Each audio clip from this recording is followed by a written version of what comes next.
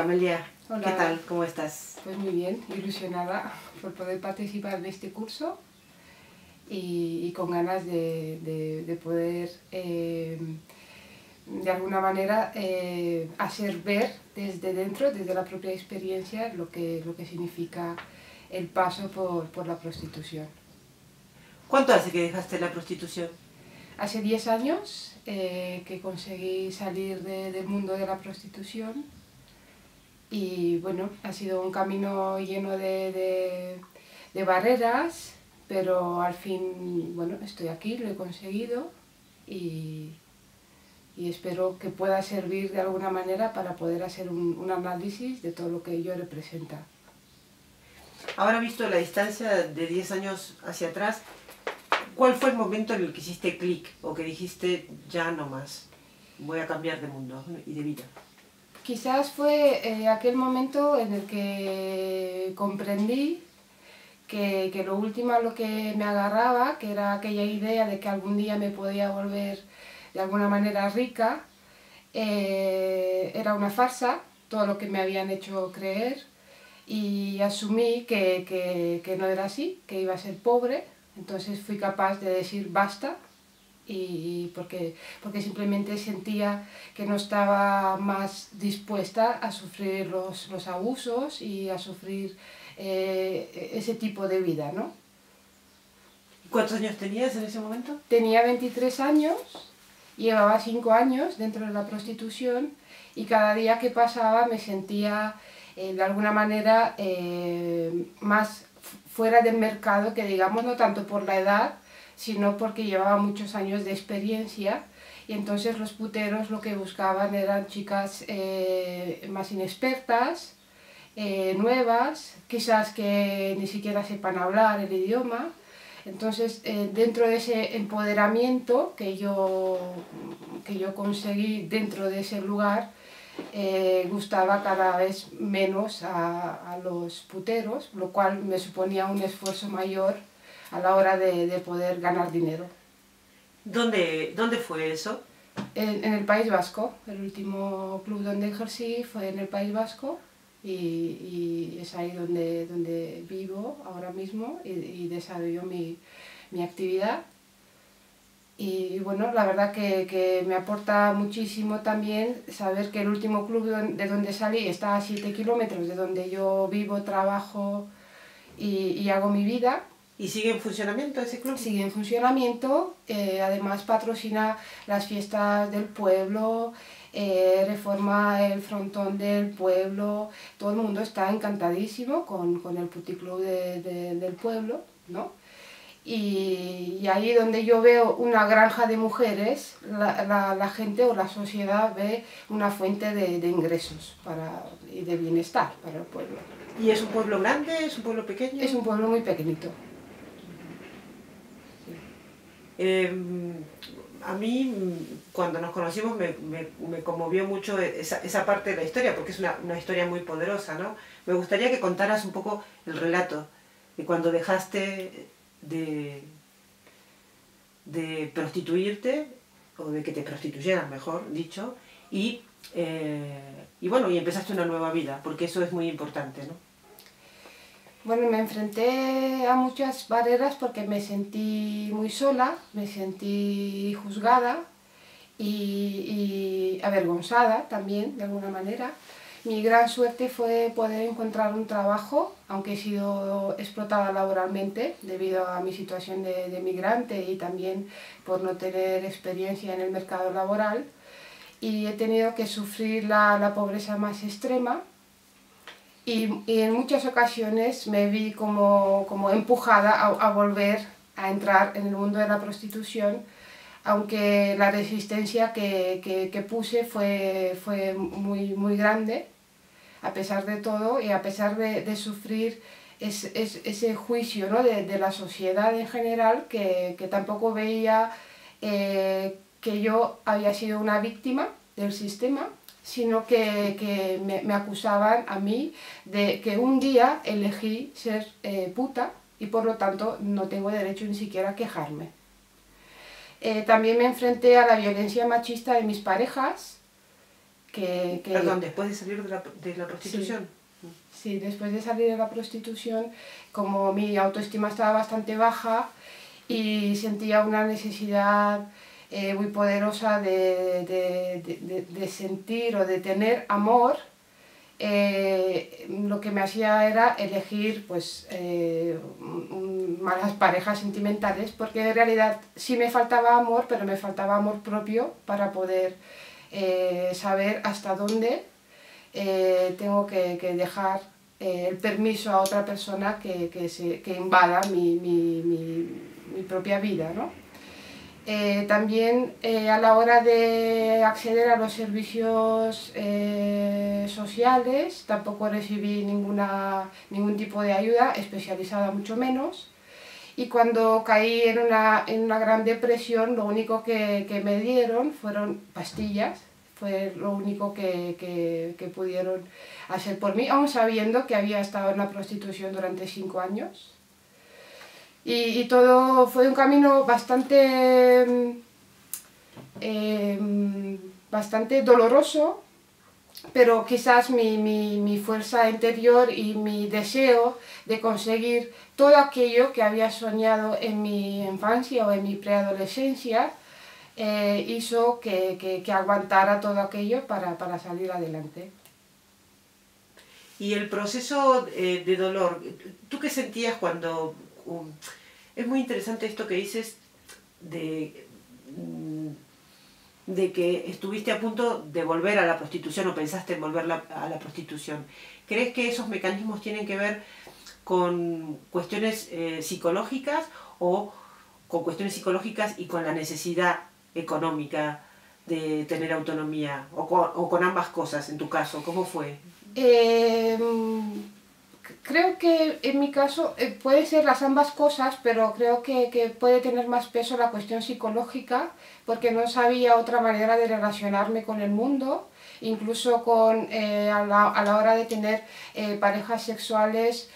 Siempre las relaciones sexuales eran de sometimiento y muchas veces me he preguntado por qué hago esto gratis cuando hay gente que paga por ello. Entonces he tenido así como una especie de crisis interior y una manera de preguntarme si realmente soy puta y no valgo para otra cosa, o si puedo ser una persona que pueda ser dueña de su cuerpo y de sus deseos, de su mente, y aparte a eso se le une la precariedad en la que estaba viviendo, y todo ello era como un cóctel perfecto para que yo volviera a ejercer la prostitución.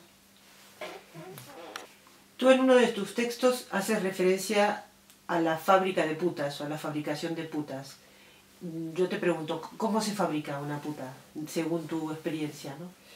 Pues desde mi experiencia, porque muchas veces los cursos que he ido tomando y me he ido formando, cuando hablaban de la trata, empezaban siempre por la captación, el traslado, la acogida. Entonces a mí me faltaba un componente muy importante. Antes de la captación, para mí faltaba la fabricación de la identidad de puta, porque estaba convencida desde mi propia experiencia que las mujeres no nacemos putas, sino que hay algo en el camino que nos hace adquirir esa identidad, y en mi caso y en muchísimos casos esa identidad se adquiere a través de la violencia sexual que se ejerce sobre nuestras vidas y sobre nuestros cuerpos, cuando nos convencen de que no valemos para otra cosa, cuando es la misma sociedad la que te señala y la que te pone la etiqueta de puta, y cuando simplemente no te queda otro lugar porque ya no vales para ser buena mujer. Entonces tu único lugar donde puedes intentar desarrollar y ejercer tu libertad dentro de ese margen es ese lugar, el de la puta. ¿Y quiénes son los fabricantes de las putas? Porque a mí, de tu relato o de lo que conozco de tu vida, sí hay algo que me impresionó y que tiene que ver con la violencia de los hombres, ¿no? Sí, bueno, vengo de una sociedad profundamente patriarcal, machista, donde en sí somos iguales, hombres y mujeres, pero después se nos cría a las mujeres en un rol de subordinación. Entonces lo tienen bastante fácil estos hombres que muchas veces simplemente son una banda organizada que se dedican a quebrar y a violar niñas para después ya, una vez entradas en el mercado, sean más fáciles de vender y de utilizar con el fin de explotarlas sexualmente. Entonces son hombres bueno, que han visto que se puede lucrar con todo aquello y aparte de ejercer esa violencia sexual por misoginia, también ven el gran botín que hay en juego. Entonces se crea es como una fábrica, para mí es una fábrica de putas. ¿Dónde queda eso, Amelia? ¿Sigue funcionando así? Sí, sí, totalmente, sigue funcionando así. Además, si nos fijamos en el lugar de origen, por ejemplo, en el caso de las rumanas, la mayoría de ellas provienen de mi ciudad, que se llama Galati, y la de al lado. Entonces de ahí se podrían sacar varias conclusiones y cómo están organizados y cómo actúan con el beneplácito de la sociedad y del Estado, que también se lucra de toda esta situación, ¿no? ¿Te refieres a los proxenetas, no? Sí. Pero esos hombres tienen vidas normales. ¿Cómo son las vidas de esos hombres? Pues suelen ser hombres casados, con hijos, son hombres normales, lo que diríamos normales, que presumen de su masculinidad, que presumen de ser hombres de verdad y bueno, se sienten realmente muy poderosos y no ven que están haciendo algo malo, sino que están haciendo lo que les toca hacer, ¿no? Ejercer el poder. ¿Cómo operan estas bandas? Muchas veces se tiende a pensar que lo hacen de manera impulsiva, sin elegir a sus víctimas, pero yo creo que tienen un método de investigación antes de pasar a las violaciones, que es elegir a las niñas bueno, que de alguna manera son más vulnerables, que saben que no tienen el apoyo de las familias, el apoyo emocional, y que de alguna manera se van a ver enfrentadas ellas solas con todas estas organizaciones y que tampoco va a repercutir de manera grave en su método de operar, por ejemplo, a la hora de denunciar o a la hora de tomar acciones legales. ¿Y a qué edades las violan? Porque tú dices que es como un sistema, ¿no? Sí, pues a partir de los 12, 13 años ya están en la edad en la que ellos piensan que pueden tomar la decisión y elegir quién pasa a ser puta y quién se libra de ello. ¿A qué edad tú ingresaste al sistema prostitucional? A mí me violaron la primera vez a los 13 años y de ahí las violaciones pasaron a ser sistemáticas. Entonces, de alguna manera, aunque no me daba cuenta en aquel mismo instante y aunque no cobrara, no era a cambio de dinero, pero pienso que fue en ese mismo instante cuando ya entré en el mercado prostitucional. De alguna manera era como una preparación para lo que iba a venir después. ¿Y tú crees que hay algún tipo de adoctrinamiento para que las mujeres se convenzan a sí mismas de que después van a hacerlo por autonomía o por su propia libertad? Quizás en eso tenga que ver mucho el cómo adaptas tu capacidad de sobrevivir a todo lo que representan todos esos abusos Entonces creo que sí o sí te tienes que convencer de que quieres hacer aquello, porque si no sería insoportable sufrirlo día tras día y pensando que es injusto, que no lo quieres, y de alguna manera se vuelve como algo normal, lo normalizas y piensas que es lo que ha tocado, entonces es mejor llevarlo de la mejor manera posible y con la cabeza bien alta. Muchas nos volvemos incluso soberbias y también es parte de la resistencia porque como la sociedad nos señala y de alguna manera dice o nos transmite que somos menos, la reacción es decir no, no somos menos, somos más. Y además bien orgullosa que estoy de ser puta. Entonces sí es un mecanismo, sí es un adoctrinamiento y realmente para mí es una obra maestra de los que han adaptado esa manera de trabajar la mente de las mujeres para que luego el camino sea mucho más llano, ¿no? Lo que muchas veces, en muchos casos de prostitución forzada o de trata, se ejerce una violencia en un momento determinado, que puede ser un secuestro o unas palizas, o todo aquello no hará falta cuando tengas 18 años, porque toda aquella violencia ya se ha ejercido, entonces ya es como que te crea la ilusión de que eliges libremente. ¿Eso te pasó antes de los 18 años? ¿Y ese proceso lo viviste en Rumanía? Sí, sí, me pasó antes de los 18 años. De hecho, a los 17 años y medio me ofrecieron viajar a España, ganar mucho dinero. Me presentaron a un proxeneta a cambio de 300 euros. Me vendieron por 300 euros. Para mí no fue un acto traumático, ni lo vi como algo doloroso, sino que lo vi simplemente como un acuerdo económico, como algo normal. Incluso lo veía como un gran favor que me hacían al ofrecerme la oportunidad bueno, de alguna manera hacerme rica y aspirar a todo aquello que nos vendían, ¿no? Porque cuando eres devaluada, cuando eres lo que menos quiere la sociedad, aspiras a, bueno, según la lógica y según cómo nos movemos en este mundo, a tener bienes materiales, por ejemplo, para demostrar que eres alguien, porque tú como tal, como persona, no eres nadie. Entonces es lo que aspiramos y lo que nos hace verlo como una gran oportunidad y a la vez ver en nuestros proxenetas como unos salvadores o alguna especie de tío pues bueno, entregado y que está dispuesto a echarnos una mano.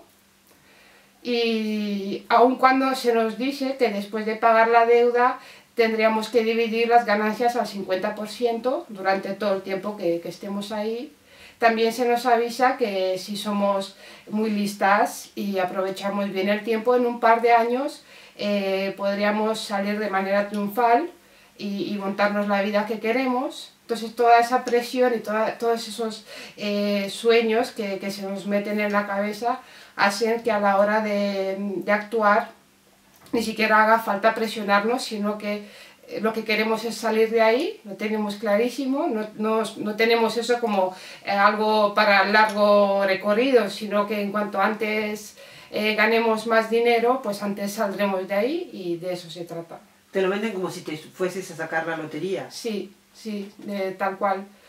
Tal cual. Entonces, muchas veces, hablando del engaño, por ejemplo, me he visto en una situación muy difícil al querer explicar por qué me habían engañado, porque muchas veces me he enfrentado al discurso o al tener que escuchar que, bueno, pero no te han engañado, ya sabías que venías a ejercer la prostitución. Claro, pero lo que me habían contado no tenía nada que ver con lo que aquí me encontré, ni con las condiciones en las que iba a ganar ese dinero, ni con la cantidad de dinero que iba a ganar, ni con nada de aquello, ¿no? Cuando llegaste a España, ¿no? ¿Tú te enteraste que este hombre, este proxeneta te había vendido? Sí, sí, tenía conciencia de ello. Además, en el primer momento se me quitó el pasaporte como parte del trato, ¿no? Como que tenía una deuda, entonces, mientras tanto, pues no necesitaba el pasaporte. Además que en el prostíbulo donde estaba no necesitaría ese pasaporte, o sea que tendría que estar tranquila por ello. Y a la vez no me sentí tampoco amenazada o en peligro, porque era como era un trato totalmente amable, totalmente cómplice y complaciente. Y bueno, la verdad que lo asumí con bastante normalidad hasta el día, a las 3 semanas de estar en los prostíbulos, que el proxeneta recibió una llamada por parte de un policía avisándole de que iba a haber una redada esa noche, lo cual hizo que me entregara el pasaporte a mí y a las demás mujeres que estaban ahí retenidas. Y entonces me di cuenta de lo importante que es tener el pasaporte en la mano, porque yo ya tenía el pensamiento de escaparme. En esas 3 semanas ya todo lo que venía pensando, de todas las ilusiones que había tenido en mi mente, las veía muy poco alcanzables. Y me entró ya el deseo de escaparme, pero al no tener el pasaporte pues se me hacía imposible pensar en ello. Y en el momento que tuve el pasaporte en la mano, lo único en lo que pensaba era que me tenía que escapar y tenía que aprovechar ese momento, porque si no, a saber cuándo iba a poder tener otra vez esa oportunidad. ¿A dónde fue que llevaste la primera vez a ese prostíbulo que narras desde que llegas aquí? ¿Era tu primera vez en un prostíbulo? Sí, era la primera vez en un prostíbulo, y era en un pequeño pueblo cerca de Alicante. Era un club de carretera muy pequeñito, y de ahí pues a la hora de escaparme, que mi único puente con el mundo exterior, que digamos, eran los puteros, y les pedí ayuda a varios de ellos que no accedieron, pero en un final pues uno de ellos sí accedió y me llevó bueno, porque así se lo había pedido yo, porque no quería volver a Rumanía ni tampoco pedir ayuda a la policía. Visto lo visto, pues no me atreví a ello. Y como tampoco tenía ningún vínculo, ni tampoco conocía el idioma, ni nada de ello, y seguía pensando que me podía hacer rica en un par de años y volver a hacer mi vida tal y como yo la deseaba, pues le pedí que me llevara a otro prostíbulo, y así lo hizo. Me llevó a un prostíbulo de Torrevieja, y bueno, me dejó ahí a cambio de tener sexo gratis, o sea, sin dinero de por medio, sino simplemente el favor de que me llevara a otro club. Y ahí empezó mi vida como prostituta libre, que digamos. Una pregunta, o sea que tú advertiste desde un principio que ellos saben que las mujeres son víctimas de trata y aún así acceden a acostarse con ellas, los clientes, digo, ¿no? Sí, sí, sí, sí, o sea, que no les importa para nada, ni piensan que tiene algo que ver con ellos, es que simplemente, si no lo saben es porque no quieren saberlo, y si lo saben tampoco les importa, o sea que ahí no está, no hay una manera de poder delimitar, ¿no? De decir, no, hay algunos que saben y no lo hacen. Y mucho más, creo, porque tiene que ver con la imagen que se da sobre la trata, esa imagen de mujeres con moratones, mujeres con Encadenadas, ¿no? encadenadas, con la cabeza gacha, y todos estos estereotipos que se siguen repitiendo aún después de tantos años. Quizás no les deja ver, porque no quieren verlo, que esa mujer está en situación de trata, ¿no?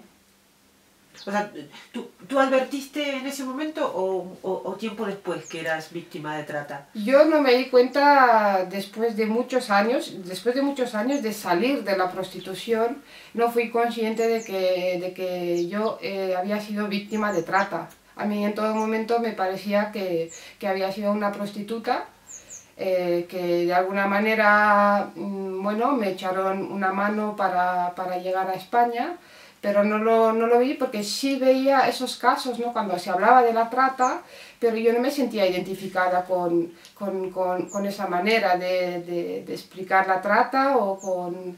Incluso me parecía horrible, ¿no? De pensar que hay mujeres a las que engañan, que no saben que vienen a ejercer la prostitución, que encadenan, maltratan, pegan. Entonces esto incluso a mí me parecía horrible, ¿no? Y yo me sentía pues mucho más poderosa que todo aquello, me sentía, bueno, mucho más libre y jamás llegué a identificarme como víctima de trata. Después de muchos años y después de hacer un proceso interno, ¿no? Con el tema de la trata hay una cuestión que llama la atención de lo que dices o que lo deja reflejado. Hay una complicidad entre el proxeneta tratante y el cliente, ¿no? Sí, sí, totalmente. Son cómplices y además hacen posible esa realidad, ¿no? Una realidad para mí que no se puede dividir. No existe esa división. No, por mucho que se quiera hacer ver lo contrario, creo que es imposible de dividirlo. O sea, ¿tú crees que el cliente de prostitución es un cómplice de la trata y es un actor principal?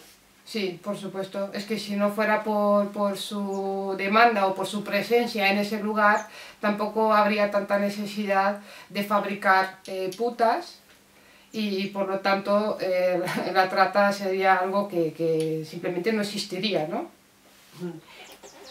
¿Y cómo era tu vida dentro del prostíbulo? Me gustaría que contaras cómo tú lo sentías, porque me gustaría también que definieras qué es para ti la prostitución, ¿no? Bueno, pues para mí la prostitución es un campo de concentración. Yo me sentía atrapada aún teniendo las puertas abiertas, pero porque simplemente no tenía otra opción. Entonces me tuve que convencer a mí misma de que era aquello lo que tenía que hacer y también a la hora de definir lo que es la prostitución, pues también podría decir que la prostitución es penetración de boca, vagina y ano, porque era a lo que yo tenía que estar sometida durante muchísimas horas al día, mientras estaba totalmente a disposición de los hombres, los que venían a consumir, pues al fin y al cabo, cuerpos de mujeres. Durante todo el día echaban películas porno en la televisión y lo único para lo que estábamos era para satisfacer sexualmente esos deseos masculinos, para dormir unas pocas horas, hacinadas, y eso si teníamos suerte y ningún putero pagaba para después de cerrar el local quedarse ahí con alguna mujer, porque si no nos tendríamos que quedar en el pasillo hasta la hora que se libraba esa habitación, aun cuando nos cobraban 70 euros o alrededor de 70 euros según en qué prostíbulo estaba, por tener esa opción de dormir y de comer en ese lugar. O sea, tú no vivías fuera de los prostíbulos, vivías dentro de los Vivía prostíbulos. dentro de los prostíbulos, tenía alquilado un piso en Burgos, pero hacía plazas por toda España, entonces me moví por más de 40 prostíbulos en todo el Estado español y lo que hacía era estar las 24 horas del día durante 3 semanas o incluso un mes dentro de ese lugar. Y con relación al pasaporte, ¿fue en el único lugar donde te quitaron el pasaporte o en los otros sitios también te lo retenían? después nadie me retuvo el pasaporte. Lo único que pasaba era que necesitaba un visado cada 3 meses. Estábamos ya en el mercado común, pero teníamos que demostrar que estábamos de turistas.